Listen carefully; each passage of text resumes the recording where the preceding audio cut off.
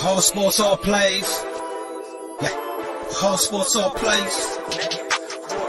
Whole sports all plays. 365, we making a plays. You talking the game, get you to the days. We're high in the court, the dime in the lane. Variety topics living the same. All presentation, sports information. In the airways, taking the nation. All sport, all plays, like working your faces. Grace up the field, so tie the laces. Whole sports all plays. Yeah.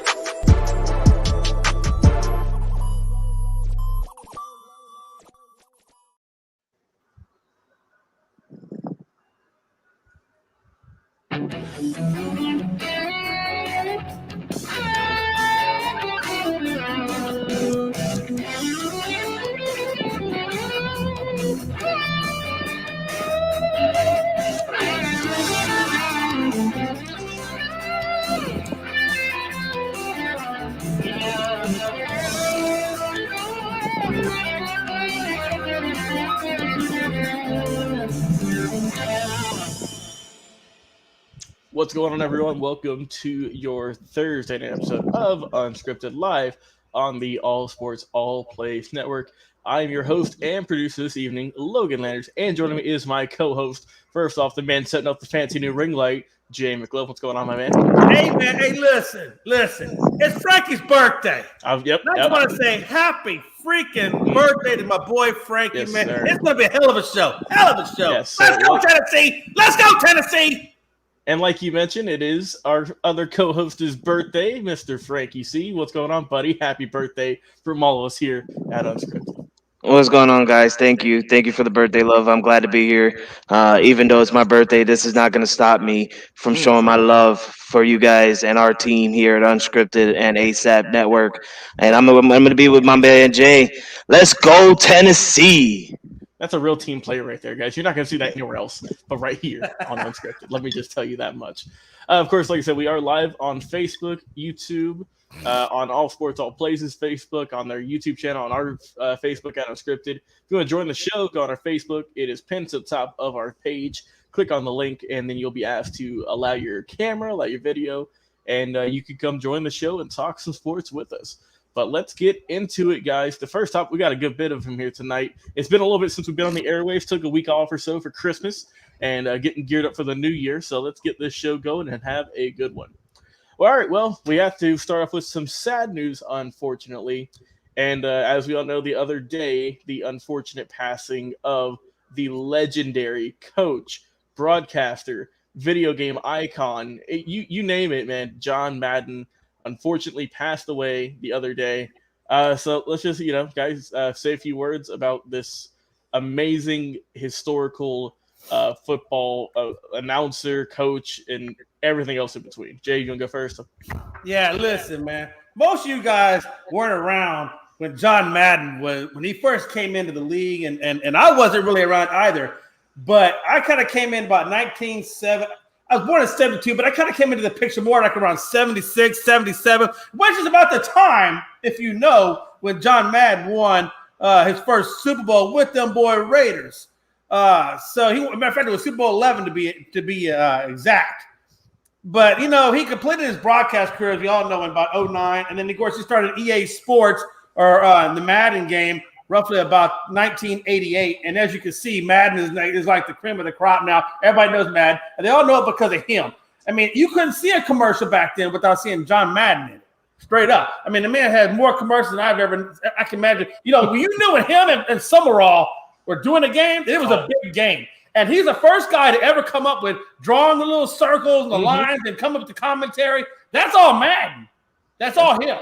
So, I mean, it's a tragedy to lose a guy who has so much accolades and so much influence on the game of football from a player perspective, from a coach perspective, from a commentator perspective, from a commercial perspective. Everything NFL pretty much encompasses John Madden. And the guy never had a losing season. Never had a losing season. And, I think his final record, playoffs included, was 113, 39, and 7. So the guy was a winner, a natural-born winner, and a natural-born personality. He didn't want to do commentary. He wasn't sure about it, but they coached him into it. And as you can see, Turkey Duncan, baby. Nobody goes on a Thursday football game, gives up the turkey better than my boy, John Madden. Frankie C., What are your thoughts? Jay, you're just, the way you're talking about John Madden is pumping me up and it's turning me on. I love it. John Madden is one of the greatest to ever do it. Like he said, he won a Super Bowl in Super Bowl 11 with the Raiders. That's your team, Logan. So Sure, right you know you behind me. got much love for John Madden because if it wasn't for him, you guys would have won a Super Bowl. But he brought you your first Super Bowl. So John Madden is a legend, man. The greatest to ever do it. A winning coach. The man never lost. I mean, he lost, but he Rarely. cared about winning more than losing. He was a mastermind in the playbooks of Oakland. This guy, and like Jay said, he's everything NFL, everything football. I've loved John Madden. I loved him as a coach. I wasn't around at the time, but I've watching highlights and reading his career and learning about his career. I loved how he was. I wish he could have been a Patriots head coach. He would have probably gave us a Super Bowl Mhm. early in the days. But hey, it's whatever. I'm gonna miss John Madden. I really hope that EA Sports do something in John Madden's memory. I've been going around saying hopefully that EA Sports puts John Madden in next year's cover Yeah, of Madden 20, I think 22 23. or 23. 23. Yeah. Yeah, so I hope they put him on the cover because he deserves it. If it wasn't for him, we wouldn't be having the game of Madden. So he deserves to be on the cover. And I love this guy in his movies. Let's not forget he played Yep. in The Little Giants. He Yep. played in The Replacements as a commentator.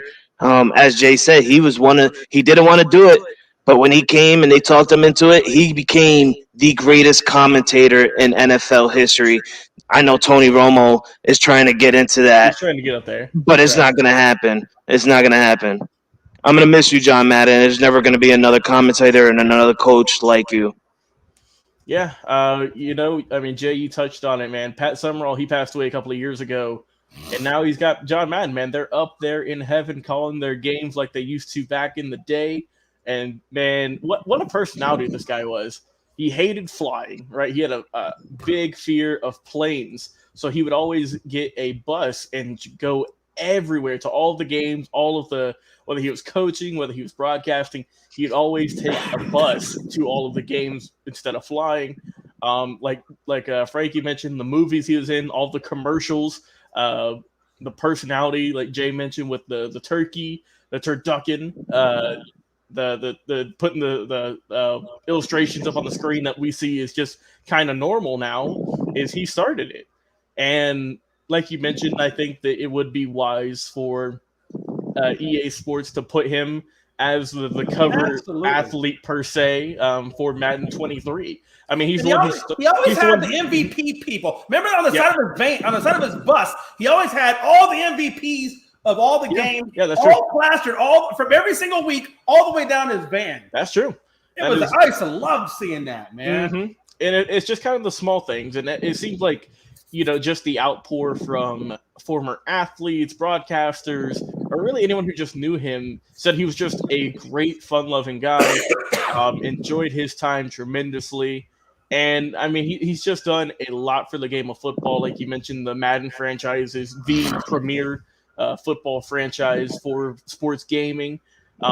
He's done a whole lot of stuff, and just kind of ways to give thanks to him is replace. I saw one thing. It's replace the All Pro teams, right? The moniker of the All Pro teams with the All Madden teams, right? Wouldn't that would feel better? I think it would fit well. It encompasses everything that was about John Madden. And Roger Goodell the other day, the commissioner, he said in a quote here that Madden was football, adding that there will never be another John Madden, and we will forever be indebted to him for all he did to make football and the NFL what it is today.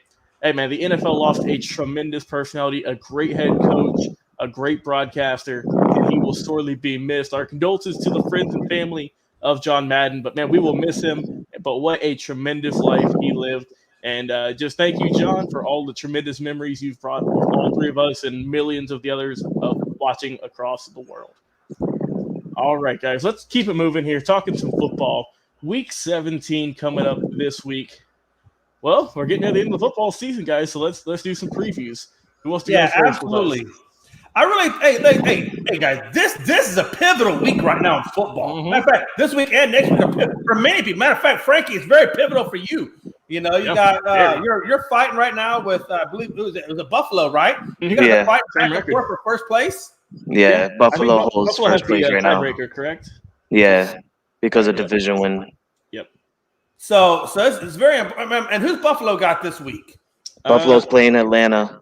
Yep. Yeah, see, the Buffalo should. I can't imagine Buffalo not beating Atlanta. I hate to say it, but I can't. I completely agree with you. I think Buffalo's got the better team right now. And man, you never know. You guys never know in football. You never know. Atlanta can pull something out. Look, man, that's all that's Jay can attest to it. All that's on every Sunday, like 1:00, is the Falcons games on Fox. They never show anything else. So I'm stuck watching the Falcons. And I mean, they're not the Jaguars, right? They have some potential. They have a few bright spots, but they're not a world beater, right? They're not going to march into the playoffs red hot. It's just not that kind of season. They don't have that many pieces. And also, I mean, too, we're going to have to see, too, who's going to go on the COVID list this week. Because, I mean, that's just going to stacking up each and every week. So, but, yeah, I mean, I personally think the Bills are going to win that one. Falcons might put up a decent fight, but I think the Bills have too good of an offense. And I can't imagine for the life of me, if they do, then I'm definitely writing off I'm gonna write this team off forever and a day. I can't imagine New England not beating Jacksonville. That's just if that happens. I don't think that's it can't happen. Damn, Detroit beat St. Louis. I mean the Cardinals. Yeah, the Jaguars beat the Bills. That's true. Jaguars beat the Bills. Saints shut out Tampa. A lot of things can happen in football. There's been a lot of upsets this year. It's been interesting. There's a lot of teams right now, too, guys, that are fighting for wild card spots. They're fighting to stay. There's a bunch of teams that are 8-7, 9-8, 7-6, all of those. And with what I think 2 weeks left in the season, a lot of them about to get weeded out. I'm seeing here, just looking at a few of the games, I see the Steelers and Browns going at it.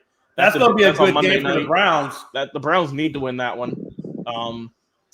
The Vikings and Packers should win that one pretty handedly, and that'll probably knock out the Vikings from the playoffs.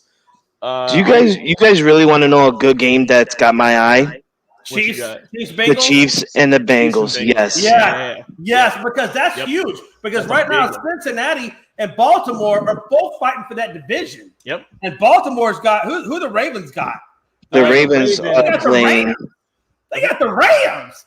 Yep. So you know whoever gets this division, they're gonna earn it. Like they're gonna earn some mad respect because you got the Rams playing hot, you got the Ravens coming in limping. If the Rams somehow lose to the Ravens, that would be immense.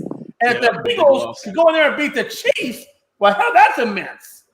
I think another big game too is the Dolphins and Titans, right? Because the Dolphins are the hottest team in football. They've won, 8 in a row, 7 or 8 in a row?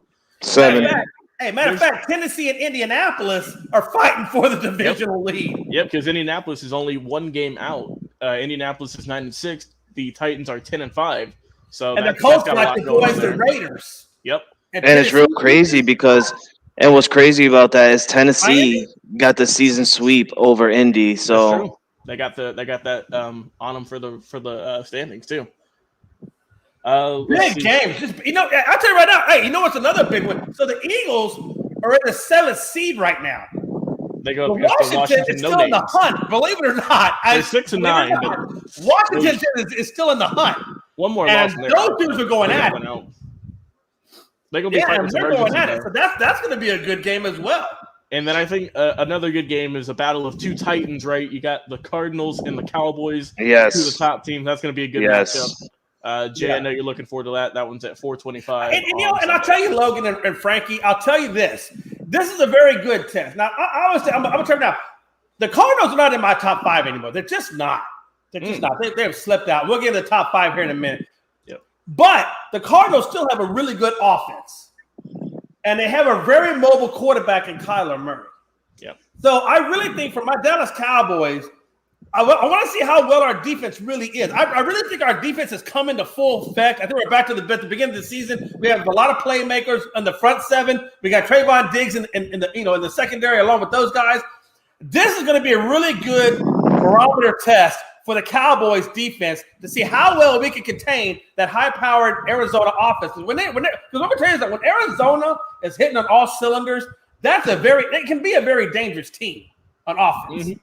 And that's going to be a great test to see how well our defense can play against that offense. And I think if we can hold the Arizona Cardinals in check on defense, I'm telling you, man, watch out for these Cowboys. I know a lot of people are like, this could be, I'm telling you, the Dallas Cowboys could come up and bite you in the ass. Quick. I'll tell you one thing, they're not scoring 56 points on the Cardinals. No. I know that. No, I don't think that's going to happen either. I don't think it's going to happen either. I don't care if as long as they get on offensive bid. I really just want to see how well this defense can contain a highly mobile quarterback. I want to see how they contain Kyler Murray. Or if they can't, because if they can contain Kyler Murray, then that just gives me worlds of hope on what they can do in the rest of the playoffs. And I think that's going to be a huge momentum swing for this team and prove a lot of people that, hey, these Cowboys, I know they showed ups and downs, and I know they were unhealthy at certain points, and they had people out at certain points, but they're back, and they are who we knew they were. Tell me, Frankie, watch out for them. Watch out for the Cowboys, I'm telling you. On the other hand, I don't want to talk about the Cowboys anymore, but on the other hand, I want to go on to the other side, and I want to come back to mine and Logan's conference of the AFC. Now, a lot of people are on the outside looking in at an 8-7 or 7-7 record. Logan, my man, I want to ask you, you have a very important game this weekend, and that's also a game to look at. The Raiders are going up against the Colts. I want your thoughts on what your team needs to do to walk out of this successfully, because if you guys win, you guys somehow can get into the wild card and knock the Dolphins out, because I feel that the Titans are gonna beat the Miami Dolphins, and if you guys can somehow win against the Colts, that would solidify Titans as the champions of their division, and you guys get into the wild card spot. What do the Raiders need to do to win this game? Before he answers that, I also want to point out real quick that this is a perfect opportunity for the Raiders to win this game because Carson Wentz is on COVID protocol and caught up Rivers, and he ain't come. So you know who they're going with. Your boy from Texas, Sam Ehlinger. And I'm telling you, Logan, the Cards are in alignment. They're going to have to do a heavy dose of Jonathan Taylor a lot against your Raiders. And if your Raiders can somehow block Jonathan Taylor or do whatever they can against him, that could really put you guys in contention to walk away with that win and keep your playoff hopes alive. Yeah, it's tough because, like you mentioned, it is kind of a blessing in disguise that Carson Wentz, who I believe he is unvaccinated, so he's on COVID protocol. He's had a really good season, right, with the Colts. We were all wondering how he's going to do. He's done really well. Stayed healthy beside, obviously, this game. But the real MVP for that team, I think we can all agree, is, like Jay mentioned, Jonathan Taylor. Guy's going to win best running back in the league. It's pretty hands down, I think. If you can stop him, I think they have a good chance at winning this game. I mean, Sam Ehlinger, he was, decent at Texas, but this is, if I had to guess, maybe his first NFL start. So week 17, you're still fighting to lock up a playoff position. He's got a lot of pressure on him. And there's going to be two things that happen in my experience watching football. Either he's going to come out and be horrific, or he's going to come out and have the game of his life, right? There is no in-between. There is no medium game here. He's either going to do really good or really bad. And if you're the Raiders, Derek Carr, I mean, he's had a pretty good season. Josh Jacobs got to get going a little bit. They got to work on that defense still. But with all the stuff they've been through, for them to still even be in contention for the playoffs, I'm still cool with it, man, with everything that's been going on with that team. So there is a very good possibility they can come away with this win. But I don't see it being a blowout. I do see it being a little bit more close because I do think that, Jonathan Taylor, like I said, he is the best running back in the NFL right now. He might, he's replaced King Henry this season. And Dalvin Cook, all those guys, he's number one right now in my eyes. So we'll see what the Raiders can do. But, man, I'm excited. I'm excited to see what's going to happen. I think the Raiders, like you said, have a very good chance at winning, and they need to win if they want to still be in that wild card spot.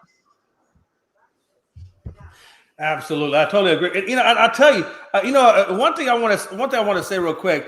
The Vikings and Packers, I'm telling man, that's huge implications. And I wonder. Now I will say this: now Thielen is out, so we already know he's gonna out. be tough. And they've hung it up for the season. So, but you have Justin Jefferson, and you still have they're getting Dalvin Cook back. And I wonder in some kind of way, and I don't think it's going to happen, but I still believe in upsets. I believe in Cinderella upsets, and I wonder if these Vikings can pull out. Because I'm telling you, man, the Vikings still got something to fight for. And you know what I'm saying? If they can somehow pull out that Green Bay win. Because right now we're one game back. Who does Green Bay have after the Vikings to play? Who do they have left? Who's the last game on their season? I believe it'll be the Bears they already played the Bears twice. So whoever's in their division. They play the Detroit. Lions. The Lions. They play the Lions because you know the Lions have no hope. So really for the Cowboys, because right now the Cowboys and Green Bay are fighting for number one seed throughout the whole playoffs. Yep. So, and I think Kansas City may be in there as well. Am I right? For the whole Kansas City's up top in the AFC. Yeah, Kansas City can lock the number one seed with the win, but they also need Tennessee to lose, and I don't see that happening. Yeah, not. But so I'm telling you right now, man, this is a huge game because I really believe that's another thing. So the Cardinals game has a lot of implications, right? It's got to keep the Cowboys open, the number one seed alive. So they're playing for a lot. Yep. But man, this Green Bay, this Vikings game is so pivotal for Cowboys. If the Vikings could somehow squeeze, good Lord, I want to pay somebody right now to lose that game. But yes, if they can lose that game. We got some good football on Sunday. Yeah. It's going to be some good. There's so many implications this week, Logan. So many implications. I'll be honest with you. Getting crazier. There's still one more week left, man. Week 18 is coming up soon. Something we never seen before.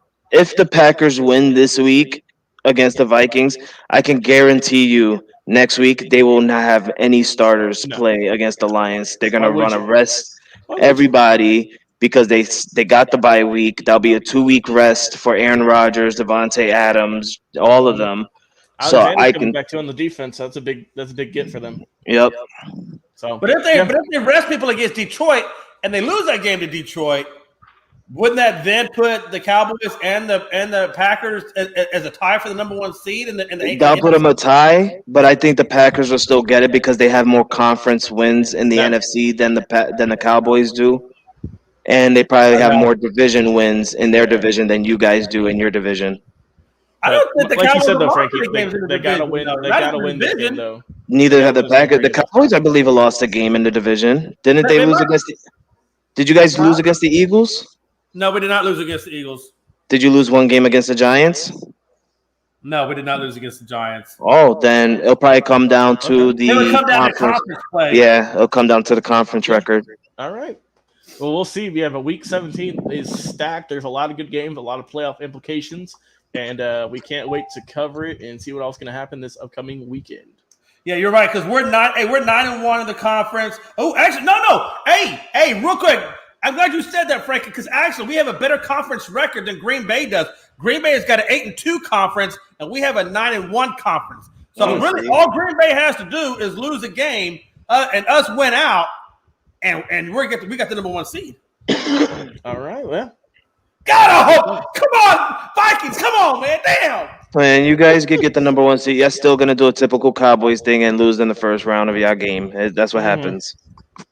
Anyway, all right, let's move on to basketball here. Break up some football talk. So just NBA recap stuff's going on. There's a lot of trade rumors starting to circulate now with it coming up soon with the All-Star break. There's Kyrie Irving potentially coming back soon. Zion Williamson still working out, but hopefully, fingers crossed. Ben Simmons nowhere to be found. The NBA is crazy, man. So let's talk about just a recap of what's been going on. Who's still leading the divisions and who all's doing what? I don't want to start, but all I'm going to say is I'm slowly, really, really slowly, as slow as possible, as slow as my next drink is going to get drunken. I really am losing hope for my Lakers come playoff times. I mean, we had a good game against Memphis yesterday, but we blew the 14-point lead, and John Morant turned up in the fourth quarter. That's why he's a top player, man. John Morant hit 41 points. But these are games. These are games that LA needs to win. We cannot continue to lose against Western Conference teams if we want to get high up in the seedings, or at least get a good advantage of or momentum on ourselves come playoff times if we even make the playoffs. But I'm gonna be honest with you guys, and I'm gonna say this live on our podcast. Okay. I am really slowly losing hope for my Lakers, and I know that Jay is getting hyped up because his Mavs are doing really good. Oh, whatever. Shut the I got him celebrating for that Hey, one. listen, real quick. So here's the deal. Since we're talking about the Lakers, we're on that Yep. prop. There has been thrown out there. It's been thrown out. Not confirmed, but it's been thrown out that the Lakers are looking at trading Rondo to the Cleveland Cavaliers. It's been thrown out there. It makes sense though, Jay, because But you know what? And I get it. They're gonna trade Rondo, whatever. But I think they're trading the wrong son of a bitch. I agree.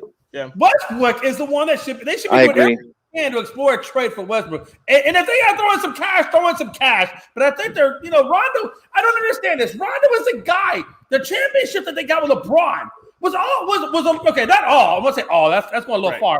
But he helped out. A large part of that was due to Rondo and his play.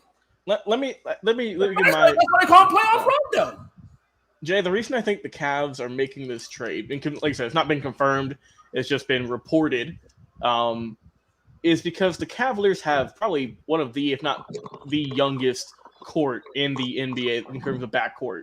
They have a lot of, rookies, a lot of second-year, third-year guys. Right. They don't have that veteran presence. Imagine getting a 10-plus year vet, former NBA champion, and I get it. a great assist man in Rajon Rondo, helping out and mentoring those young guys. No, I get it. this I get season. it, Logan. I get it. It makes sense. And I think too, since the Cavs they're doing really well this year, right? No one thought they'd be a top 5 seed. Right. So I think that the reason that they didn't get Westbrook is because they'd have to give up a good bit of their core nucleus, right? So then that would basically run them short for draft picks for some of the guys they drafted recently, just for Russell Westbrook. So and I get that, Logan. I get it from Cleveland's standpoint. I makes a get lot why of they sense. would do that. I get it. What I don't understand is why LA is giving up playoff Rondo when that's the guy that sparks them in the playoffs much more than what Westbrook is doing. I will say this. I got to give Westbrook a little bit of credit today. He shot about 50% from the field goal line in the loss against the Grizzlies. He shot about 7. I think it was 7 for 15 or something like that. So and he had a triple double. So I'm gonna give him his credit, but I don't think that he is the player. He's not the title contender guy that you need. And I don't understand if he's not the title contender, why are we not looking to trade him and keep the one guy that we won with in the playoffs? If we're looking to turn around our season. Yeah, I get what you're saying. I wanna just point out that it's the Cleveland Cavaliers who are pushing really hard for Rondo. I didn't hear nothing yet about the Lakers, in serious talks against Rondo sending him. So it could come down to the Cleveland's being like, yeah, we want Rondo. We'll give you this. We'll throw out so much for Rondo. But the Lakers at the end of the day can just be like, no, we're not going to trade Rondo. We feel like Rondo fits for our bench people. He leads our bench. We need Rondo. He's a good defender. But if I was the Lakers, I agree with you, Jay, man. I cannot stand how Russell Westbrook is playing right now for the Lakers. And if you're going to trade somebody, look to trade Russell Westbrook. You have more chance at getting a better player or better higher draft pick for Russell Westbrook. I would rather stay with Rondo, a person that led our defense to a championship back in 2020. So why look to trade a person who won the championship with LeBron and led our defense against a person who cannot make a wide open layup or even a wide open dunk with an open lane? I don't understand. It's blowing my mind. And as a Laker fan, I'm getting really upset with Russell Westbrook. And I mean, also just talking about just the Laker trade rumors, because there can be multiple guys moved. Let's not fret. There's gonna be guys getting. Oh yeah, absolutely. I already know DeAndre Jordan's getting out of town. He ain't done nothing. Oh, it's horrible. DeAndre Jordan is horrible. He's let me ask you a question. Okay, let me ask you guys a real fast question. Yeah, go ahead. It doesn't have to be long answers, but I just wanted to get you guys' opinion on this. I'm gonna give you 2 guys, and I want you to tell me who you think has a higher ceiling.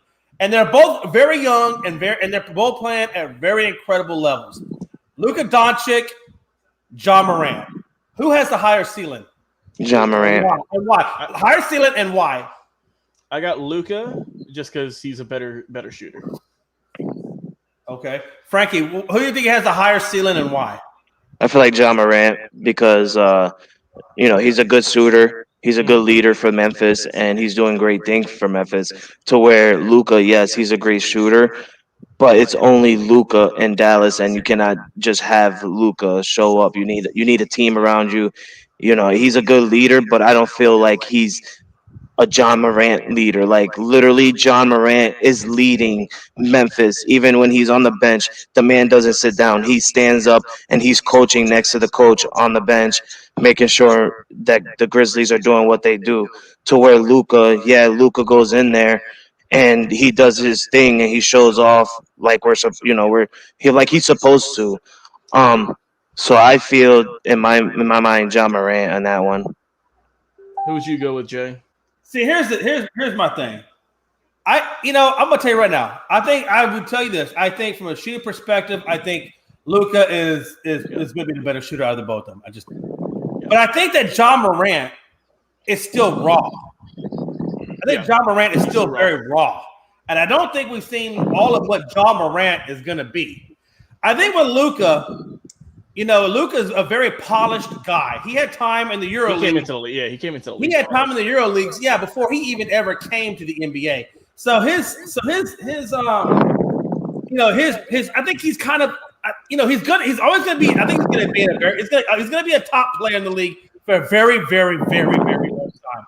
Right. But I think we've seen the best of what Luka is going to be. I think I don't know how much more better. Are you saying in general? He already is. He's a great player.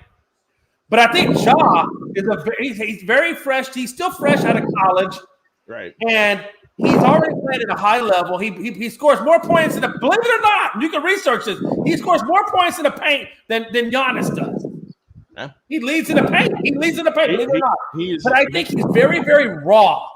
And I think his ceiling for development is just so much more higher because he's still young. He's still growing. He's still becoming who he is. And he's already at a high level. And I don't think he's fully matured at his skill sets where I think he's going to be. And that's why I think his ceiling is going to be his level of growth. He's already shooting 47% from field goal range.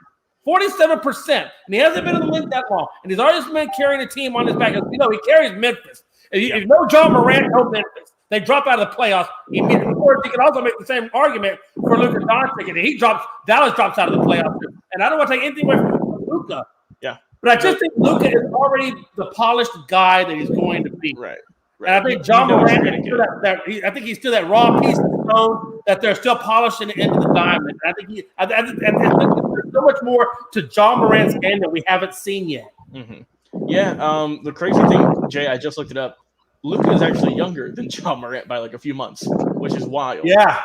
But you know what? And that's what I'm saying. By technical age, they're the same. Right. But by experience, I mean, Luka's been playing with grown professionals since he was an early teenager. Like 15. This guy's been playing with grown men for a while.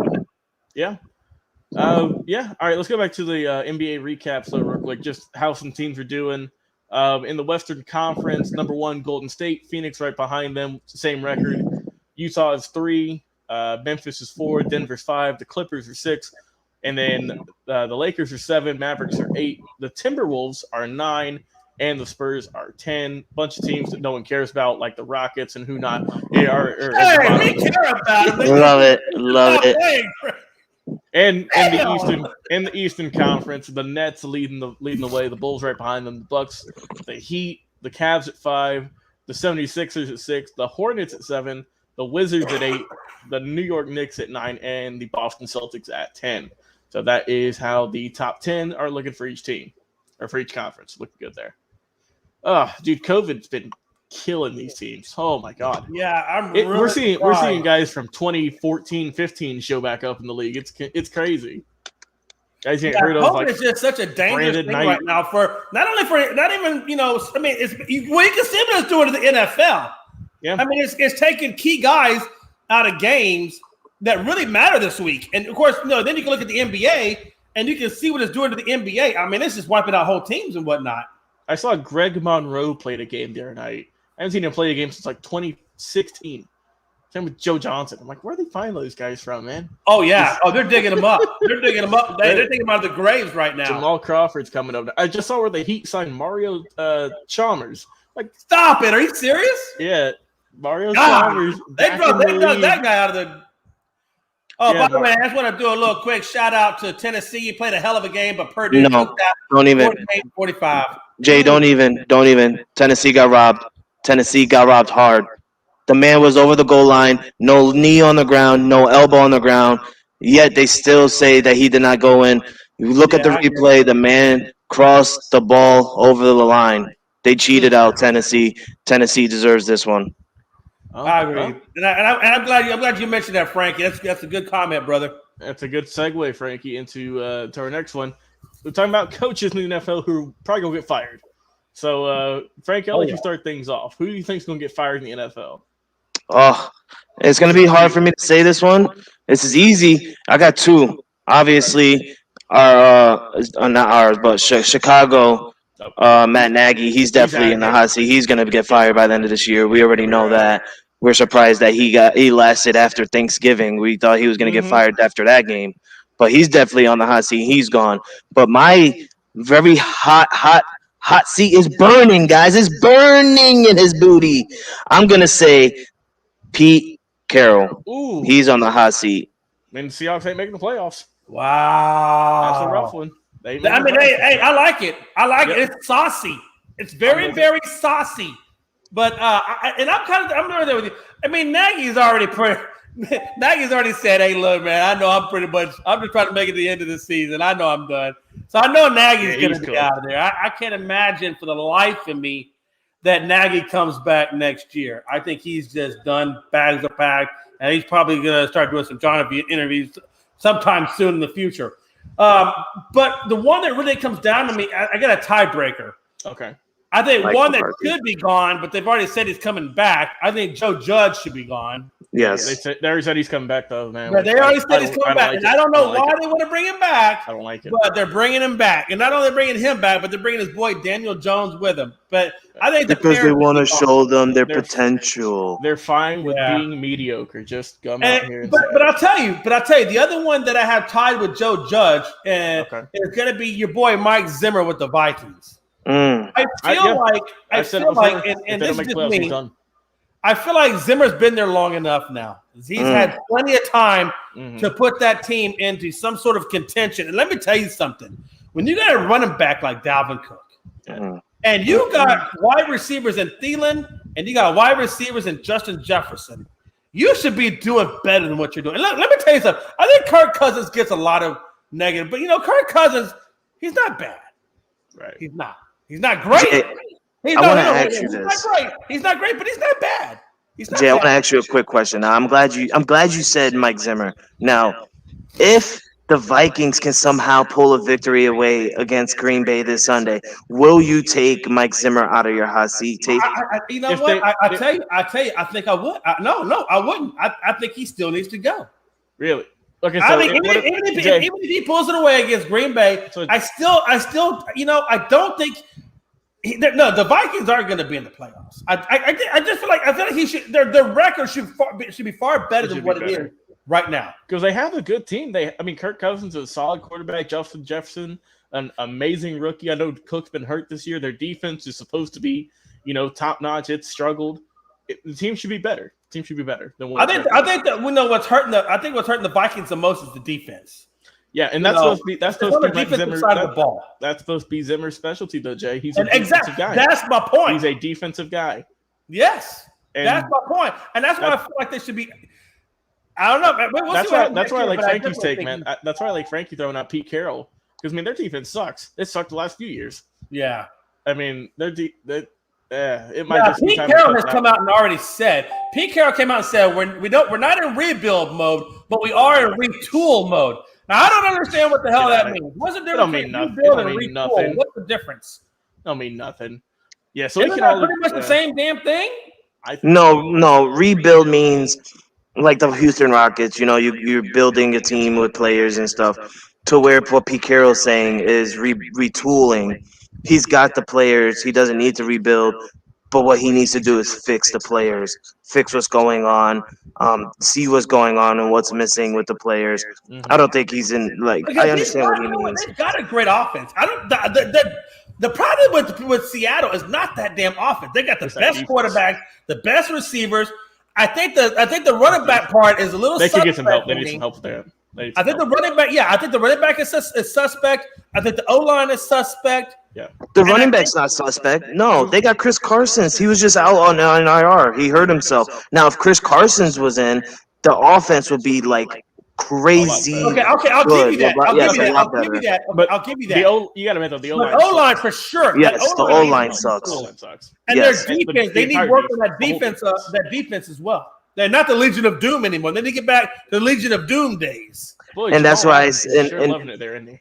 And that's why I threw Pete Carroll's name into there, because he's a defensive mind coach, and he hasn't been the same since Tom Brady and the Patriots beat them in Super Bowl 49. If he would have ran the ball, then maybe he would have been a better coach for the future. But he didn't run the ball, and since then he's just been going downhill, not getting an offensive line to protect one of the greatest quarterbacks. Let's not forget Russell Wilson literally won the Super Bowl within his second year of the NFL.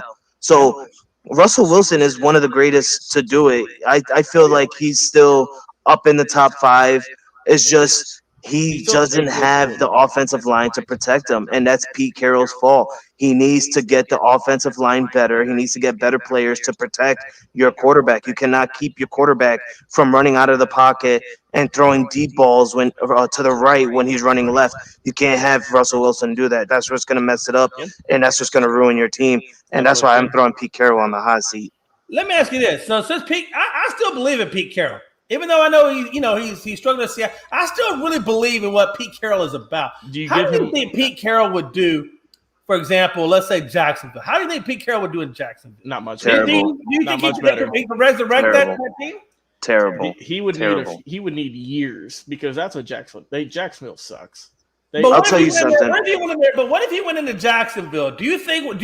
And let's say they put him on a 5-year plan. I think 5 years is reasonable, given the talent that they have. I think 3 to 5 years is reasonable. Do you think that he could do something with that team in 3 to 5? Give him 3 years to redraft, right? And probably draw in free agents. Correct, because the whole thing with the difference between what Urban Meyer brought to the table, which wasn't much, it was a college resume, and what Pete Carroll's bringing to the table from college, right? He transitioned from college to the NFL very successfully.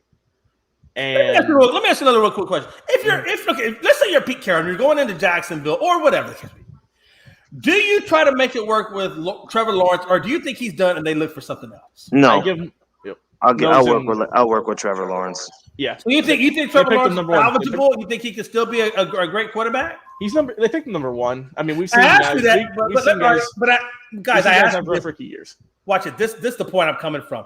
Remember when we had Daniel Kelly on here, right? And everybody knows Daniel Kelly's viewpoint of Trevor Lawrence. Oh, I know him. Trevor Lawrence is a bust. I know it very well, Jay. He was. Hey, Daniel Kelly.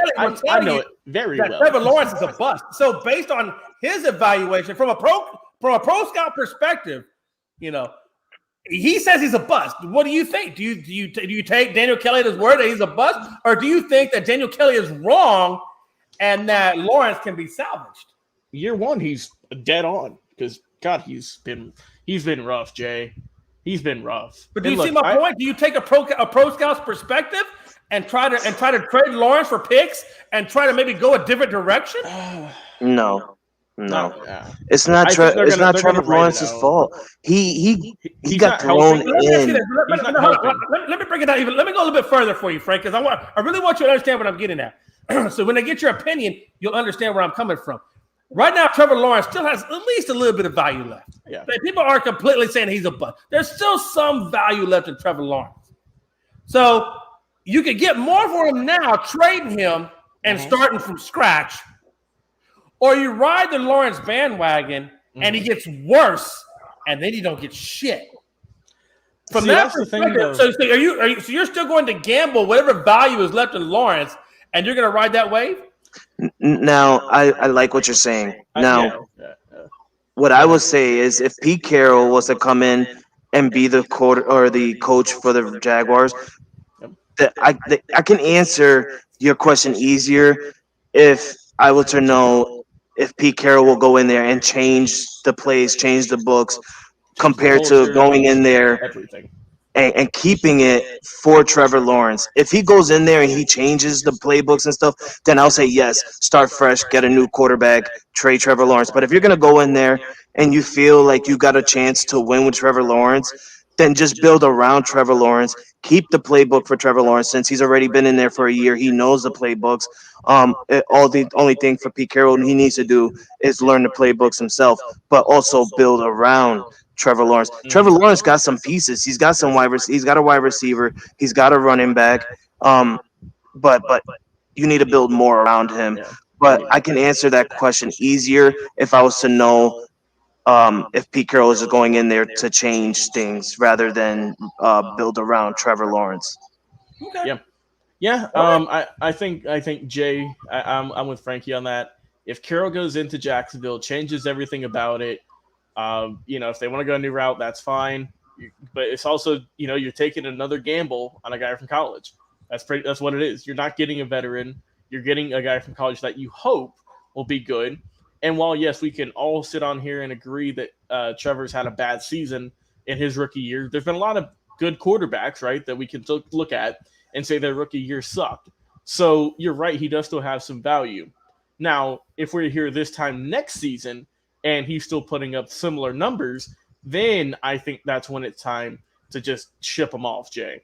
But that's why I say it's very risky. It's a very risky thing that they're doing because you're messing around with what value he has, right, and then what value he's not going to have. You know what I'm saying? But for me, I can't really judge somebody off of one season, and that's in any sport, right? We've seen guys win Rookie of the Years, and they don't do nothing the rest of their careers. And we've seen guys have awful rookie years and go on to be Hall of Famers and all-time greats. So I say if we're here this time on December the 30th, 2022, and Trevor Lawrence is still putting up similar numbers, that's when I trade him. I trade him, get a new quarterback, and just say, it didn't work out. It is what it is. We will earmark this conversation. We will earmark it.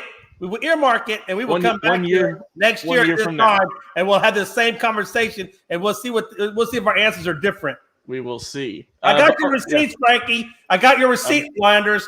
I'm gonna hold these receipts and I'm gonna put them in my back pocket, and next year I'm gonna pull them out. All right, there we go. I'm back. I'm sorry. What did he say? He's got receipts. Receipts about what? I said I got the receipts and what you said about Lawrence and what Landon said about Lawrence. So I'm gonna hold these receipts and I'm gonna put them in my back pocket. I'm saying trade them and let's start fresh. But you guys are saying hold them and let's see what they do. I say hold them. Yeah, hold him. It's not his fault the way Jacksonville's being. He got thrown into Jacksonville and he's got thrown into Urban Meyer's lap. And look what Urban Myers did as a coach. For me, I think my point is I really feel like as a number one draftee by Urban Meyer, I think it was a bust from the get-go. I think Urban Meyer did justice from the get-go. You know what my personal belief is that Matt Jones should have gone number one if you're drafting a quarterback number one. Don't you ever say that.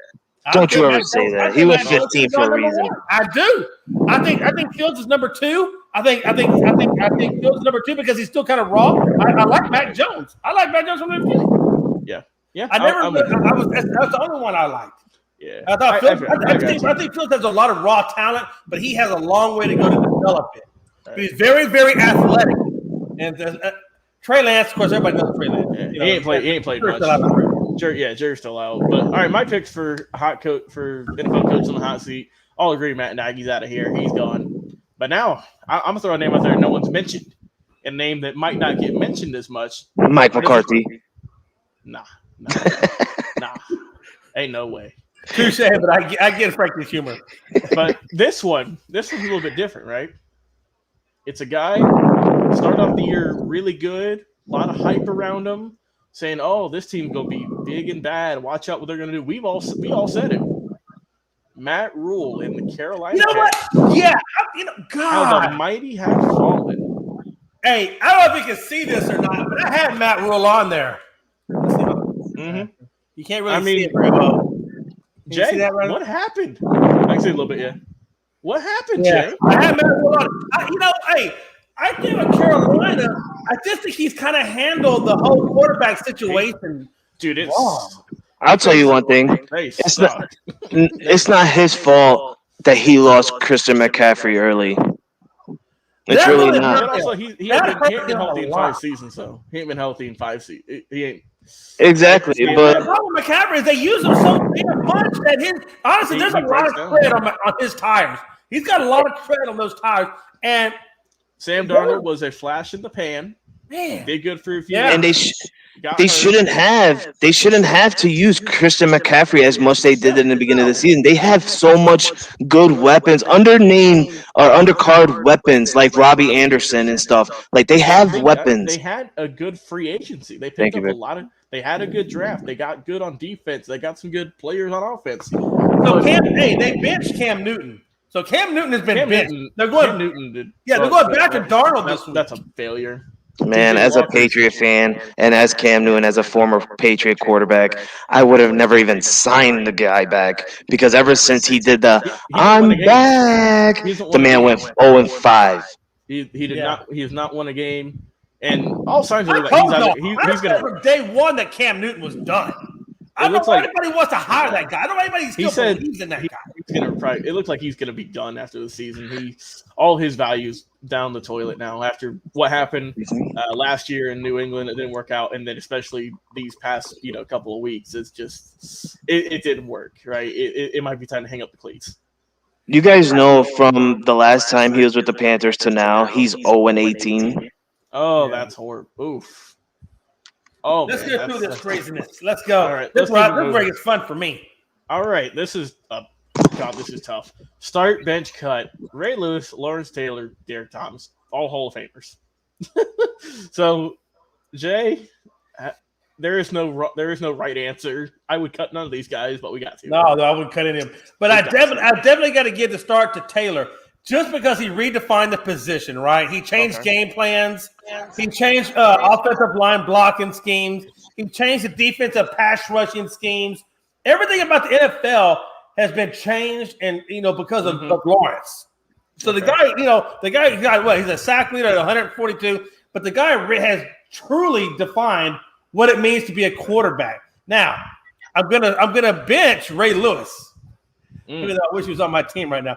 I'm going to bench Ray Lewis, but Ray Lewis is probably one of the most energetic, dynamic, leaders, a true leader, in a team. And, Ray Lewis, I think he's got, 41 and a half sacks, 6 pass defense. I mean, the guy's just, he's just phenomenal. And then, of course, you got Derek Thomas. And I got to cut Derek. It hurts me to cut it because he, but I think what hurt for me, Derek Thomas, what hurt his numbers anyway, was the fact that he died in a car crash in 1999. He was drafted. He played 10 years, but and he had 126 sacks. So he wasn't too far behind he Ray might Lewis. Have beat it, Jay.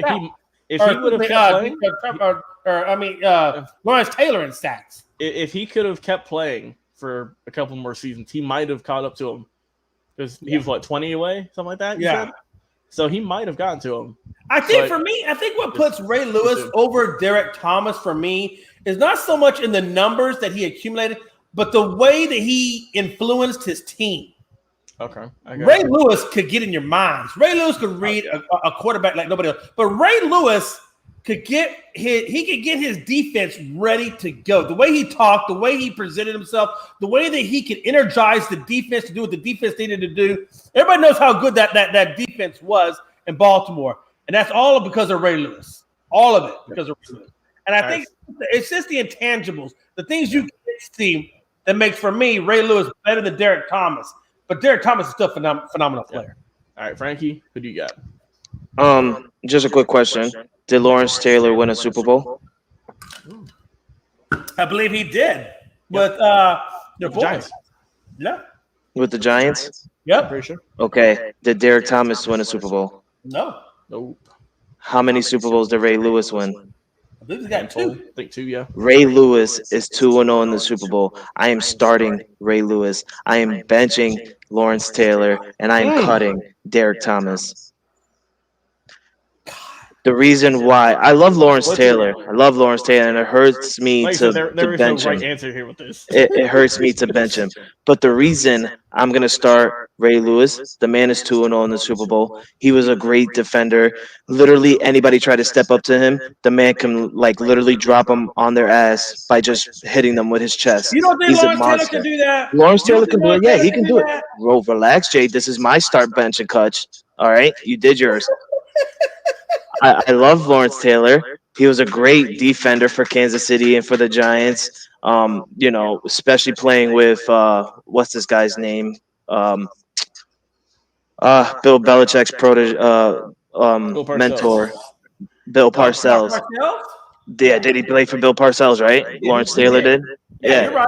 you're right. So that's why I will bench him, just because he's a Super Bowl champion. He learned from Bill Parcells, and he's a great defender. Derek Thomas, you're a Buffalo Bills guy. I don't want you on my team. Get out of here.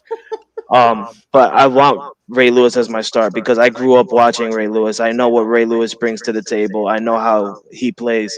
To where Lawrence Taylor, I didn't get to watch Lawrence Taylor that much growing up. I know about Lawrence Taylor. Of course you did. You grew up watching freaking Phil Sims.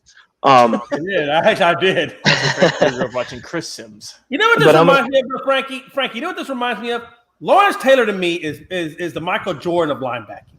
And Ray Lewis is the Kobe Bryant. And then maybe Derek Thomas falls down around, LeBron James. Yeah, LeBron James top category. five, top, yeah. But here's the deal. Everything that Ray does, everything that Ray knows, everything that Ray is about was in some part influenced by Lawrence. Do you realize teams, offenses, defense, everybody changed the way they did things. The entire league changed the way they did things because of this man. Yeah, absolutely. So what I'm trying to say is he wrote the owner's manual for Ray Lewis to follow. Not to take anything away from Ray Lewis. He's phenomenal. Kobe was phenomenal. Nobody's ever going to be Mamba mentality. Mm-hmm.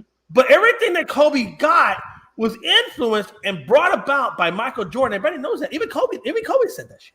Jay, the reason I'm going with Ray Lewis is because he's 2-0 in the Super Bowl, and look what he did. Ray Lewis is because you're a millennial. No, that yes, and because look what he did against the Giants in his first Super Bowl. Literally, do you remember the final score? It was like 35-3. Frankie, Super Bowls are not by one guy. We do understand that, right? Super Bowls are an entire team thing. You can have one guy be the phenomenally best at everything, but he cannot win the Super Bowl by his damn self. When you're the leader of the defense? No, but there's still an offensive side of the ball too. Yeah, but when you're winning by 35-3 in the Super Bowl against the Giants, that's straight defense. Yes, your offense is scoring, but you're holding a team to 3 points in the Super Bowl. That's straight defense stopping, and he is owning his defense. He's running that defense. So basically, it's all him. All him. I love you. All right, my Logan, what's up, baby? What you got? Unfortunately, got to cut Derek Thomas. He's just not the weak link man, but he's just the odd man out. Great career though, amazing career. Right, absolutely. I'm starting Lawrence Taylor because whenever you hear of these college prospects coming out, like, oh man, who's going to be the next Lawrence Taylor, right? And they consider that for Ray Lewis too, but I hear a lot more for LT. So I got to go with Lawrence Taylor, got to go Ray Lewis, and then I'm cutting Derek Thomas. It's crazy, man. All these dudes are amazing. They're all good in their own separate eras. But I got to go with LT, man. Just everyone knows him. Everyone knows LT. Everyone knows what he did and who he hurt. And then Ray Lewis, like you said, Ray Lewis probably the best motivational guy, right, for a team. Definitely someone you want to pump up the team before and after the game. And, Derek Thomas had a great career, cut too soon, man. If what could have been, he could have been up there with LT in terms of sacks if he didn't get in that car crash all those years ago. But, so start, bench, and cut. These are always good hot button topics. All right, real fast. Mm-hmm. One question, and just a yes or no. We all seen how Micah Parsons is playing this year at the Cowboys level. Oh my God! Where are we going? No, for real. Just listen to me now. I'm not comparing him to anybody. Okay. What I'm asking is this: as a snapshot of his first year with 13 sacks, he's probably gonna get more.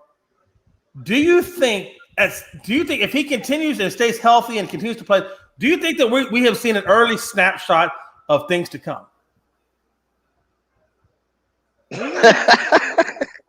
I'm serious. I mean, look at the way the guy's playing. He reminds me of those guys, right? Jay, I'm gonna be real with you. What I'm saying is, no, I've been drinking too. I've been drinking too, and I'm gonna be real. Play him in the middle. He's everywhere. Just like Lawrence, just like Ray Lewis, Micah Parsons is everywhere.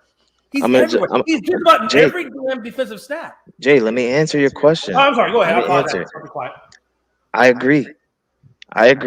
Micah Parsons is doing something that we haven't seen the defender do since I'm gonna say since Michael Strahan. I mean, TJ Watt had an amazing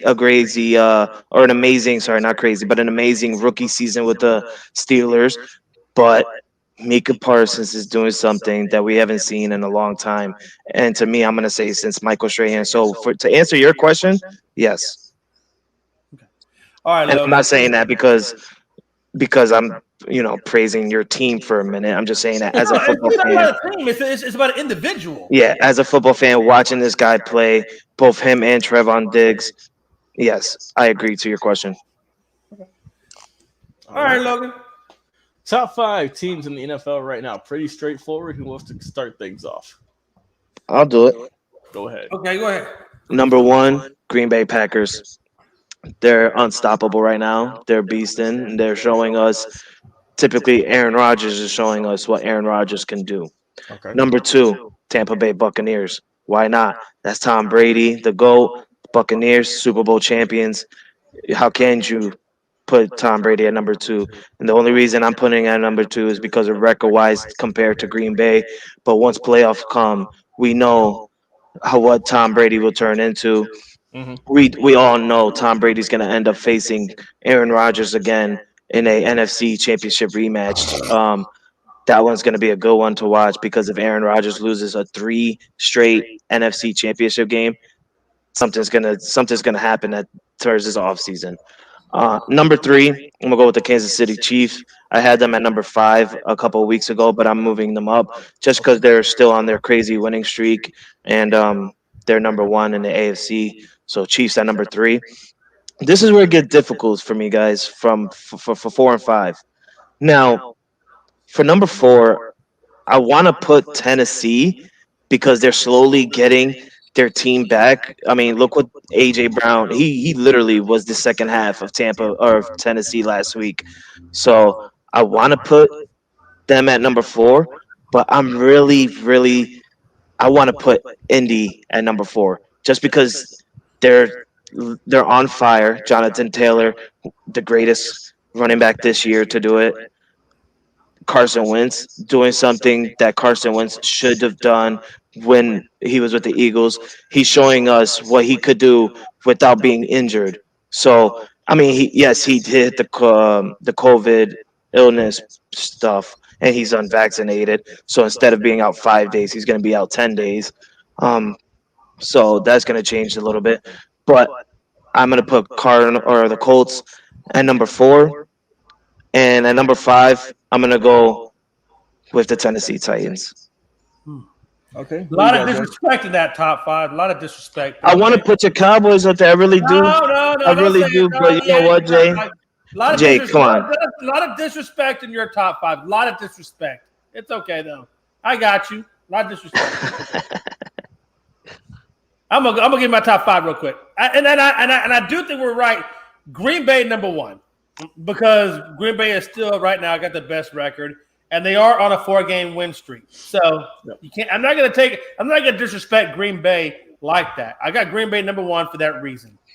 Tampa Bay, I got them at number 2, but it's a very soft number 2 because Godwin is out for the season, and Fournette is out for the season. And I'm gonna tell you right now, the biggest thing that's gonna hurt Tampa Bay, the biggest thing is having Fournette out. Because let me tell you something. Fournette brings something to that team that Ron Jones cannot do. Hey, you know what's crazy, Jay? What's crazy about that is last year it was Jones' season. This year it's Leonard Fournette's season with Tampa. Fournette, let me tell you something. Fournette was always the guy. Right. Fournette was always the guy. He was coming out of a shitty situation with Jacksonville. Right. He just got into a new situation with Tampa Bay. And you're seeing what you saw this year is the real deal Fournette. That's the real deal. Mm-hmm. I feel like they gave him more. Fournette was always better than Ron Jones. I feel like the reason why is because they gave Fournette more of the ball. They gave him more playing time. They handed him the ball more. They fed him, and he deserved it. But here's the deal. So you lost a lot of your run game. You lost before that. Now you got to go to Ron Jones. I don't think Ron Jones is going to be enough. I don't think Ron Jones is enough to carry that team. Now you are getting AB back. You lost Godwin for the season, but you're getting AB back. So AB is not a route runner like God. See, you lost a slot. You lost the angles that you have with Godwin. All that slot receiver shit, you done lost it. So now what do you got? You got two vertical guys, and Evans and AB. Now AB can do a little bit of the slot, and I'm pretty sure they're probably going to put him at the slot in some cases. But I think you lost a lot of your offense when you lost Godwin and Fournette. I think too much. I think they lost too much. And so here's the deal. I got Tampa Bay at a soft number 2. I got Dallas at number 3 in a 4-game win streak. And I'm going to tell you why. Because Dallas is gaining momentum. And here's the deal with that. This is a soft top 5 for me.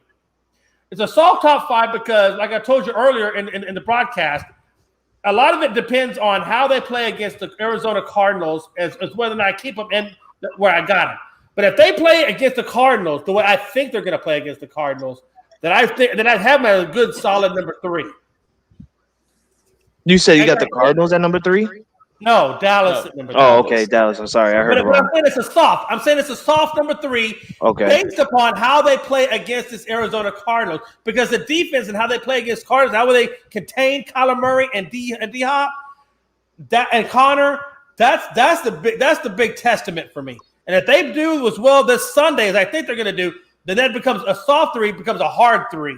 Okay. And then I'm going to go into KC. I got KC because they got an 8-game win streak. At Tennessee, I got it as a 4-game win streak. But Tennessee doesn't have, Derrick Henry anymore. They got Foreman or Forehead, whatever his name is. And he's not doing bad. He's doing okay. And Tennessee is a scrappy team. So I got them at number 5. I mean, they honestly, Jay, after watching last week's game, I'm going to say they honestly don't need Derrick Henry this year for some reason. Let the man sit. No, I don't know, man. That's a big loss. No, they don't need him. They don't. They honestly don't. It's just they got their wide receivers coming back. You got AJ Brown. Like you said, this running back, this new one that's taking over for Henry, he's doing okay. He's not beasting, but he's doing okay. As long as he's doing okay and getting the yards that they need to get, they're fine. Tannehill has his weapons. That's all he needs. They don't need Derrick Henry. I want to say this real quick. And first of all, I'm very surprised as well as how well this experiment has turned out. But New England is going to be competitive in about another year. I think you give New England just needs maybe 1 or 2 little pieces here and there, maybe a little more seasoning on Mac Jones's part. But I think New England and the Tennessee, and the Indianapolis Colts. I think the Colts and the Patriots, they're outside looking in this year. But I think another year or so, these guys are going to be pretty damn hard to beat. First of all, we're in the wild card. We're not outside looking in. We're already on the inside. We're in the inside. All right. We're just not deep in the inside anymore. But we're on the inside. I'm giving you a compliment. Take it for what it's worth. Let Logan give us number 5. All right, top 5. Packers number 1. I'm gonna go with the KC Chiefs number 2. They've really resurrected their season. What? Over the Bucks? I got the Bucks at 3. I got the Cowboys 4. And I don't know who am I throwing there at 5. Let's go Raiders at 5. No. I love it. I'm gonna go Dolphins at 5. They're the hottest team in the NFL. Dolphins? My wife is she's happy right now, sitting next to me with a smile on her face that you just put the Dolphins at number 5. Shout out Frankie's wife. Shout out Big Shot Rob. That's why I got them at 5. Now, I want to ask you a question. Why did you put Kansas City at number 2 and Bucks at number 3? Because I think Kansas City's they've looked better recently. They, we thought they were dead in the water early in the season, and they've came back and looked pretty good. Okay. Okay. No disrespect to Tampa. That's why I got them right below them. But I got the Chiefs right above them. So off from the NFL to the NBA, top 5 teams for the National Basketball Association. Who wants to kick things off? Oh, the top time. Hey, I'm gonna go with this one. Hey, by the way, real quick. Hey, well, never mind. I'm gonna go real fast. Go ahead. Put my Lakers at number 1, Jay. I got number 1 Brooklyn, number 2 Golden State, number 3 Phoenix, number 4 Chicago, and rounding out my top 5, I got Milwaukee. All right, Ooh. Frankie. I like your top 5. I like that. Number 1, I'm gonna go Brooklyn. Number 2, I'm gonna go Golden State. Number 3, I'm gonna go Phoenix. Number 4, I'm gonna go Memphis. Number 5, I'm gonna go Milwaukee. Okay. Not bad. Hey, I was gonna throw Memphis in it, but I just like what Chicago's doing right now. I like what Chicago's doing, but I kind of like what Memphis is doing more. They're secretly doing something more than Chicago. Okay. All right. Number 1, Golden State. Number 2, Brooklyn. Number 3, I got the Phoenix Suns. Number 4, I'm going to go with the Utah Jazz. They won 5 straight. And number 5, I'm going to go with the Chicago Bulls. I don't know if I put them in there. Nice. I'll like tell you, that the Bulls. stuff. Watch out for the Bulls. I'm telling you, Chicago is really putting something special over there. They are.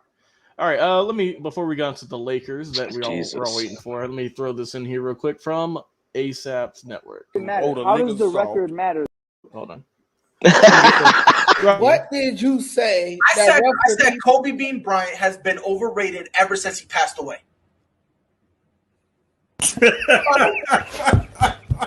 Now, I'd say they could lose about 4, but I don't see them losing 5. You know what I mean? Whole sports, all plays. Whole sports, all plays. Whole sports, all plays. All right, there we are. Thank you to All Sports, All Plays for the love. All right. We got something here from Pop Culture Pros. Got Golden State at 1. Otherwise, all good with McLovin. Thanks for the comment there. Yeah, Jay got a good. He had a good top 5. I like yours, Jay. Yeah. All right, Lakers update. Give it short, sweet, to the point. What do y'all think? I'm gonna go first. I'm gonna take my head. Yeah, let me take my head. So I'm gonna take my headphones off. I don't want to hear this. Oh, okay. No.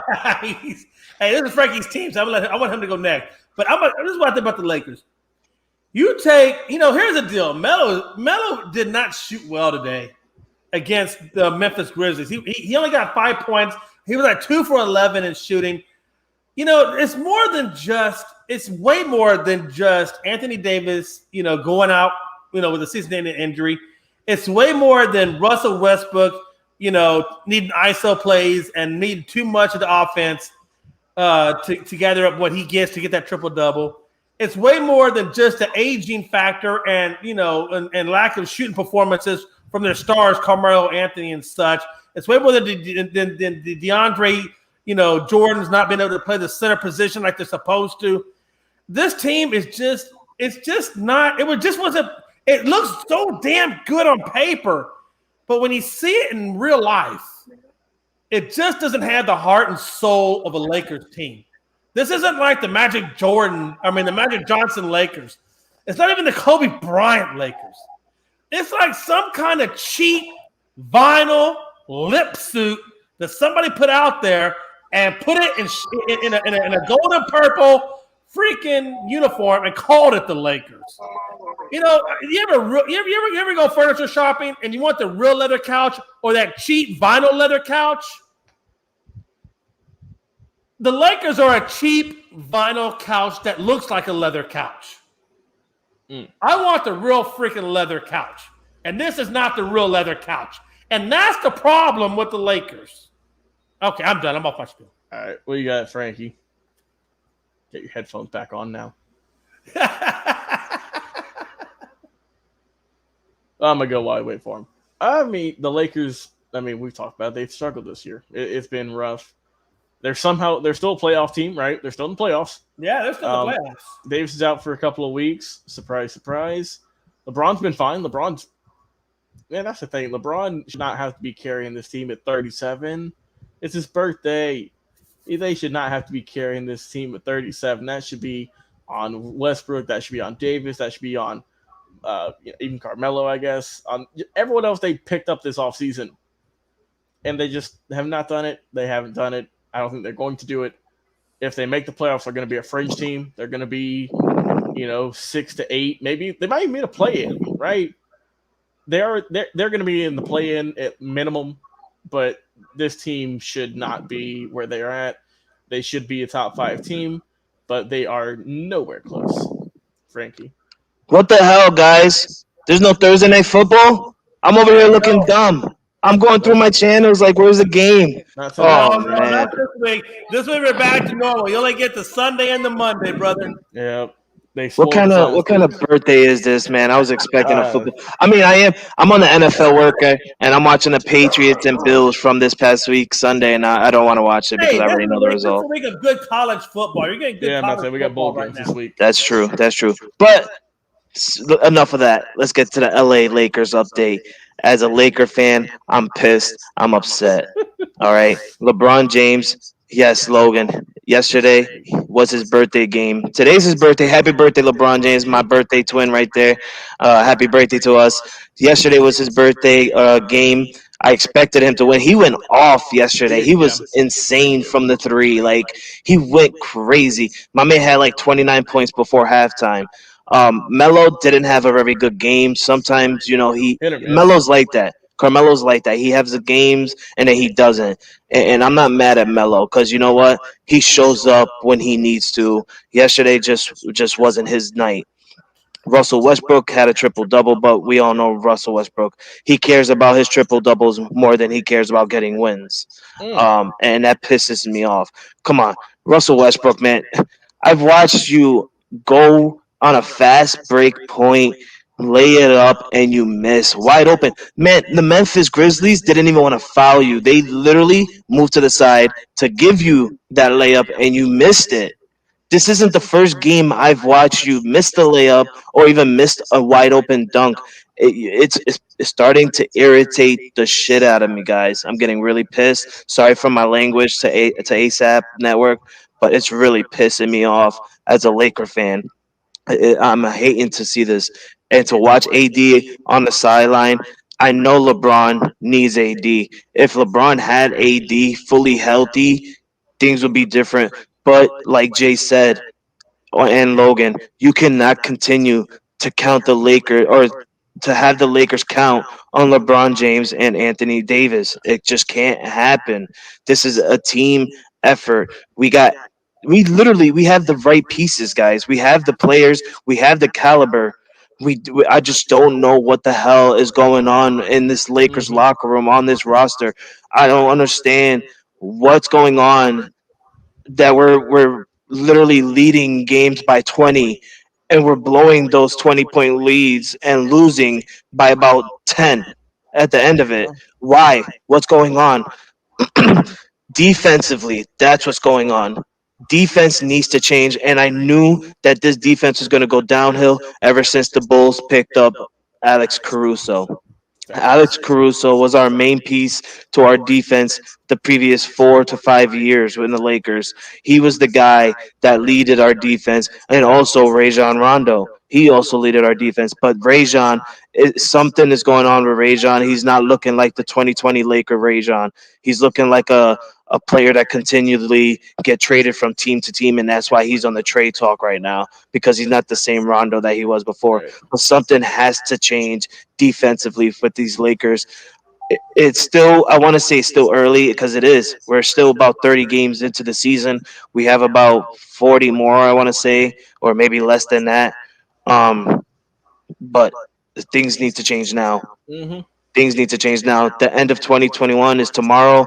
We're starting 2022 and things need to change now. LeBron, I see it in his face at the end of every game. He's walking out upset. Yesterday was his first game that I've seen him in a long time, at least, stay on the court and congratulate the other team. He went up to John Morant, hugged him, said something in his ear, and that's respect.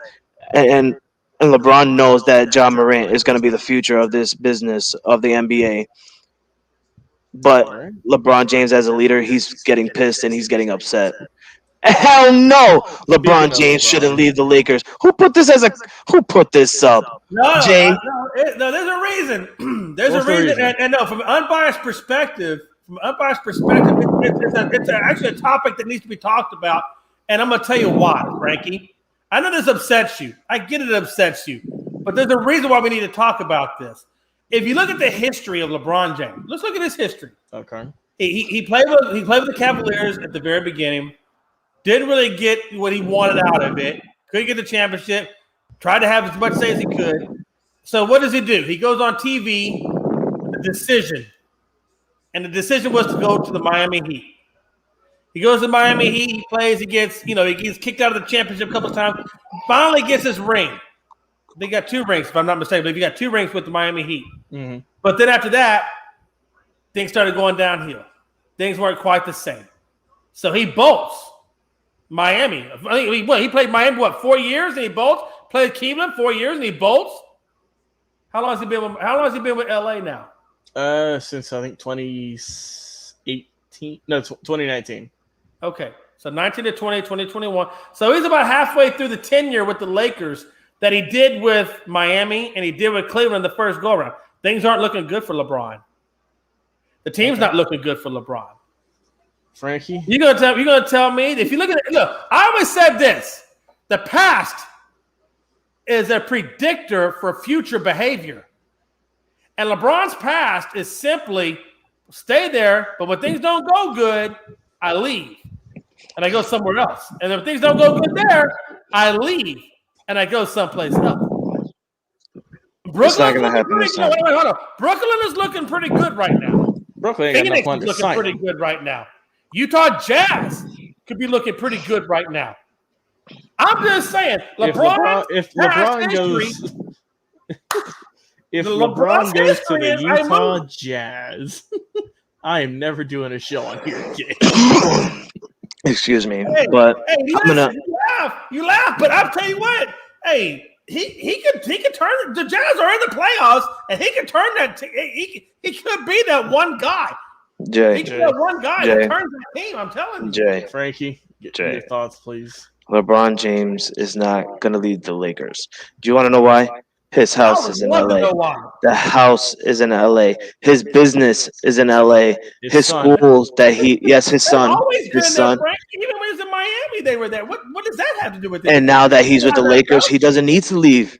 He don't need to leave. Why leave the Lakers when all your business is already in LA? Why go ahead and pack to go to another city when you already got your chance or already got your whatever you got to stay in LA? Why go to Utah? Well, I wouldn't. I'm just saying, if he wants to get another ring, he's not going to get it with LA. The only time you'll see LeBron leave the Lakers is when he's ready to retire. That's when LeBron will leave the Lakers, when he's ready to retire. Because I don't see LeBron. He's already, Father Time has caught up to him. He is not going to go to another team in this late in his career. I feel that he got what he wanted.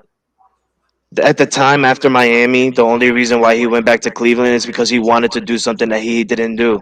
He knew that he was at his time to bring a championship to Cleveland, and that's why he went back to Cleveland, to bring them a championship. Also, he didn't have the time, or we as a Lakers, we didn't have the money and the proper roster for LeBron to come on that early. So he decided to go to Cleveland and win him a championship. Now that he brought him a championship and Cleveland was going downhill, losing back to back to Golden State, he decided to come to the Lakers, rebuild with the Lakers. Now he's with the Lakers at the end of his career. It's something that he always wanted to do, retire in the purple and gold. I feel like he's not going to leave the Lakers. He's going to retire with the Lakers. And since he's in LA and he's an actor, he's going to become an actor after he's done playing basketball. He's not leaving the Lakers. He's not. Right? School this guy, Logan. School this OG. I have a proposition. I'll predict the future. In 2020, insert whatever the year is here. when Bronny James gets drafted to the Los Angeles Lakers. They'll play a season together, and LeBron will ride off into the sunset and Hand over the torch. Yes, and hand over the torch to the next of kin with Bronny James. Look, they said they want to play together. Why would LeBron leave and, like Jay said, go to the Utah Jazz of all places? Ridiculous. I get the whole ring. He wants to get. You say it's ridiculous, but the Utah Jazz have a better record than the fucking Lakers. That's cute. That's cute, but he already won a ring with the Lakers. I'm just saying, but it's not unheard of to go to the. He Utah won Jazz. a ring against the Lakers on the year Utah was number 1 in the Western Conference. What do you think? Karl Malone went from Utah to the Lakers. No one wants to live in Utah. I got you. Hey, listen. Hey, he ain't leaving. He has a history of leaving. I'm just saying, he has a history of vacation. He does have a history, but he ain't leaving. Nah, he's retiring. The only reason why people want to go to Utah is because Utah's so famous for being the only state to have a blockbuster. That's true. Oh, yeah, that's true. Yeah, you got your point. Want to visit a nice relic from the past. All right, final 2 topics tonight, fellas. Big college football showdown tomorrow night, actually. Tomorrow at 3:30, we have the number 1 ranked My Alabama boys tied against the underdogs of the century, the number 4 Cincinnati Bearcats in the Cotton Bowl. Logan. Give me your thoughts and all that stuff. Logan, let's tell the fans right now. Yes, Alabama's gonna win it, but do not sleep on Cincinnati. Cincinnati is a team that nobody should sleep on. I'm scared of this game because anything can happen. Let's not forget, Alabama lost to Texas Tech. All right, Cincinnati undefeated. So anything is possible in this game. I feel like this game is going to come up to one mistake. I don't know which team is going to make it, but one mistake is going to happen. Mm-hmm. And whoever makes that mistake, the other team is going to win. But I want my boys, Alabama and the Roll Tide, to continue rolling on and go into another CFS championship. Jay? Yeah, here's the deal. Look, first of all, Frankie, it wasn't Texas Tech that beat Alabama. Oh, it was A&M. Whatever, Texas. It's all good. They have so many teams that I don't even know. No, Frankie, Texas Tech has never been involved in that. I don't know where you got that Texas There's Tech so many from. Texas teams. They've got Texas Tech, Texas A&M, It's Texas. his birthday. Give him a break. Yeah, Hey, give me a break. I am. You're right. I'm giving him a break. Okay. Just for So today. okay, look, let's look at the deal. A&M beat Alabama. Yep. Auburn should have beat Alabama. They should. Yep. They should. And Auburn lost. I agree. Auburn lost to Auburn U of H choked. in the Birmingham Bowl game. I'm gonna tell you right now, like Frankie said, do not sleep on a Cincinnati undefeated Bearcats team because let me tell you something. This is the way I look at it. If Alabama can lose to A&M, and if Alabama could damn near almost lose and should have lost to an Auburn unranked team, don't think for 1 minute that a hungry underdog want to prove themselves from the ACC. Don't underestimate the Bearcats and what they bring to the table because you might be surprised. And they had a long break. You might be surprised. They have a long break to study and watch a lot of videos to get. Alabama and Cincinnati both have a lot of time. But I know Cincinnati. Alabama either because we know Nick Saban is the master at studying the team. We all know Which is why I'm going to say, Jay, Cincinnati, they're playing this really hard, really hard. Yeah. Because Alabama knows that, and Nick Saban knows he can beat Cincinnati. He knows it. But Cincinnati, this is their chance. And Cincinnati's working hard. Honest, and the great thing about it is it's not in Alabama and it's not in Cincinnati. Right? It's in Dallas, right? It's in Arlington, yeah. AT&T. Yeah. So neither side has There's no home field advantage. Don't overlook Cincinnati. I would love to see an upset. I would love to see a Cincinnati. It would be amazing. I'll be honest. As a football fan, I love it too. I would love to see Cincinnati move on because be the upset of the century, man. I always want to see something different in the SFP. Yeah. Mm-hmm. Always something different. I said CFS earlier. I'm sorry. Sorry, but CFP. I would love to see something different, like maybe Cincinnati versus Michigan. I would love to see that at the end. Well, come on. We always see in Alabama. As a Bama fan, I love it, but I want to see something different as a college football fan as well. Oh yeah, absolutely. All right, so this one's going to be good. Man, you got the Heisman winner, Bryce Young, right? We all know what he's done. You have the Coach of the Year with Cincinnati. His name slips from my top of my head. You have the wide receiving core for Alabama. John Mechie, he's out. That's going to be tough. He led the team in catches and I believe yards. And you have the amazing secondary and linebacking core for Cincinnati, who's got 2-3 guys who are going to go in the NFL draft. Oh, easily. Easy.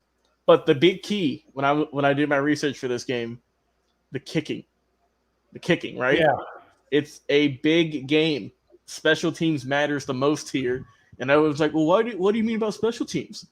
Let me explain. Cole Smith, the place kicker for the Cincinnati Bearcats, he has an undisclosed injury. We don't know if he's going to play. They've had 3 other guys come in and kick. None of them have been too good from field goals. They are 7 of 17 as a team on field goal made and field goal attempts. That is a horrific 41%. Extra points are fine, but field goals, they suck. So, and that's a good point, Logan. You're telling me in the biggest game of your life as a program, your special teams only kicks 41.2% from the field goal. I'm not feeling confident. On top of the fact that Alabama has the superior offense, you could even give Cincinnati the better defense. You really could. They have a really good defense, and there's a big reason why they are undefeated. They have Desmond Ridder. They have Ford. They have a solid offense. I'm going to give the edge to Alabama in that regard. Defense, I could give it to Cincinnati. Special team, I'm going all the way with Alabama. So I got for this one, I got Alabama winning by 14. I think it's going to be a 2-score game. I think that's fair. I think Cincinnati's going to put up a good fight. Like I said, I would love to see an upset. I would love to, but I just can't go against Bama, man. How could you? Hey. I think they're marching toward their national championship, and then I think they're going to get to the playoff game. Also, the punters. This is also like you said, for special teams, not just field goalers, but punters as well. You wanna punt that ball at least far into their territory. You don't want to give them good field range, or at least kick the ball into the end zone to give them good field range for a touchback. You want to punt that ball in at least into the 5-yard line. Oh yeah, got a good point there.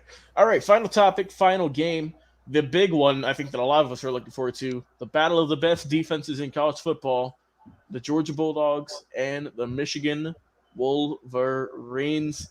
Jay, how do you see this one shaking out? This is here's the deal, man. Orange Bowl. Georgia's obviously coming off a very emotional, painful, loss to Alabama, and they didn't just get. It was kind of close, but it wasn't. Alabama really put an ass whooping on Georgia.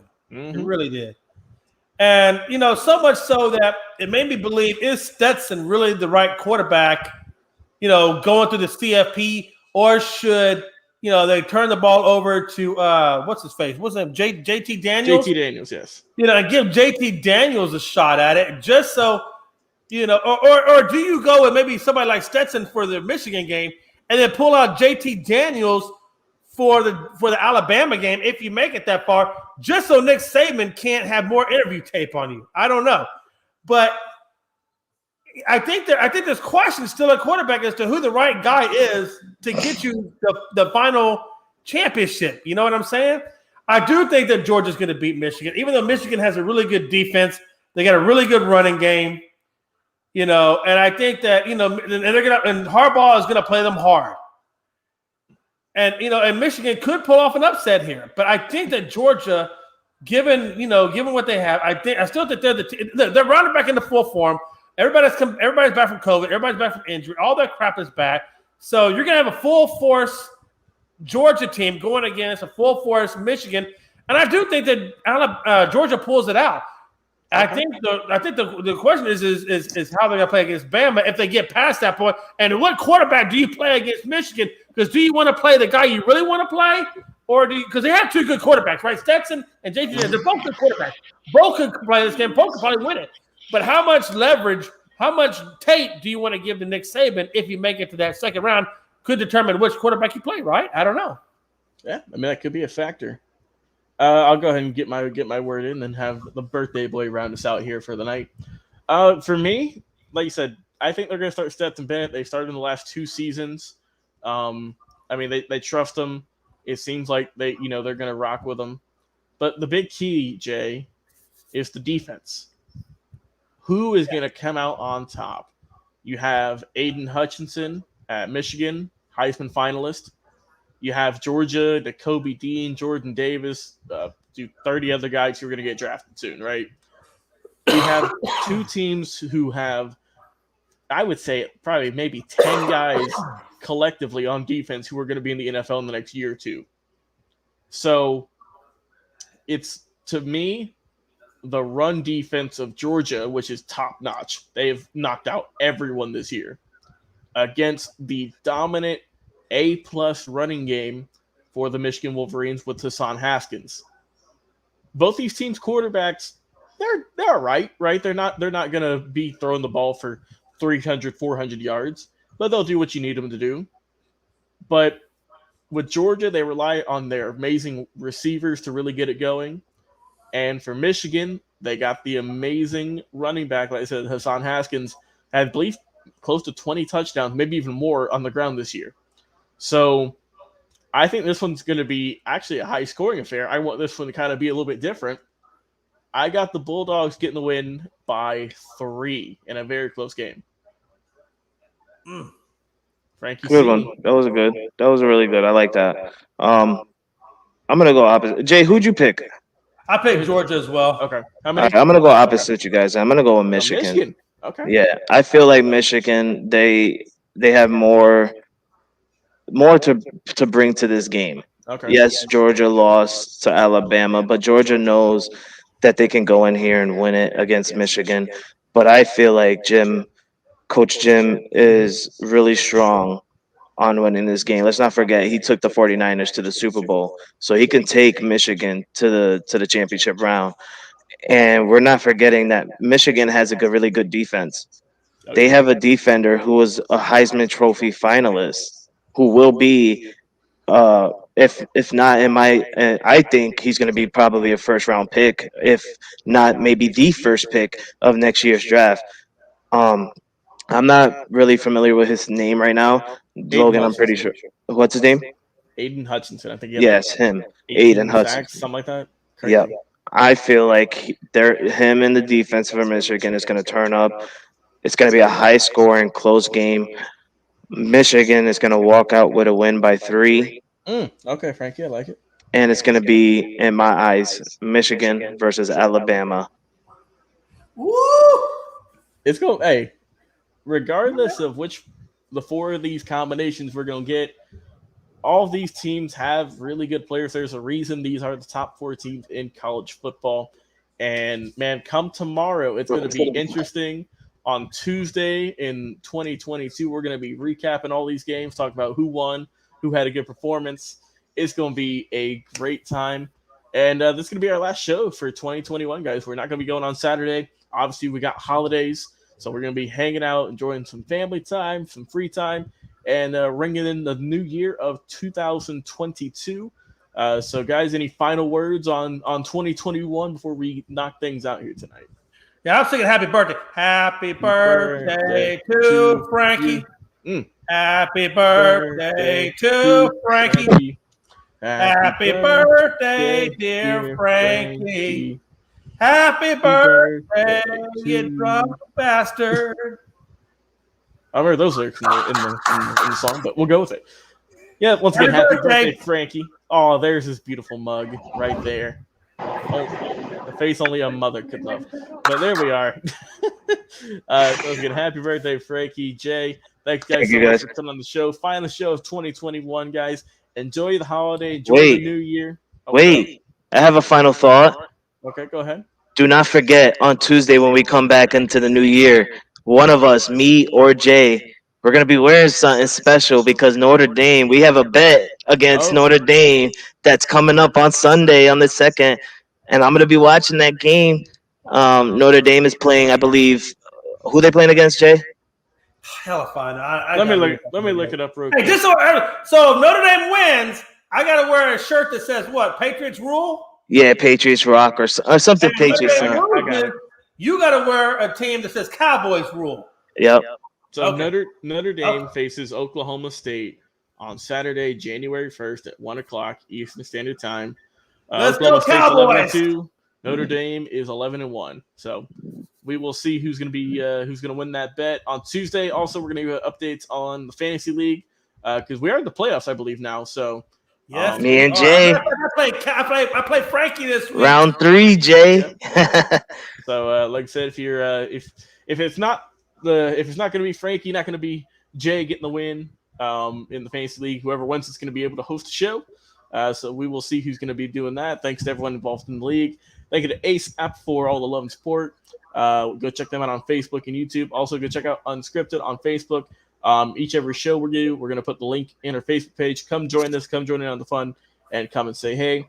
For Frankie C, Jay McLovin, I've been Logan Landis, your host and producer. Enjoy the rest of 2021, and we will see you guys on Tuesday, January, what is that, like 3rd? Something like that. January 3rd or some odd, 2022. Be safe, and we will talk to you guys then. Happy New Year's. Happy New Year. All sports, all plays. All sports, all plays. All sports, all plays. 365, we making a plays. You talking the game, get you to the days. We're high in the court, then I'm in the lane. Variety, topics, living the same. All presentation, sports information. In the airways, taking the nation. All sport, all plays, like working your faces. Grace up the field, so tie the laces. All sports, all plays.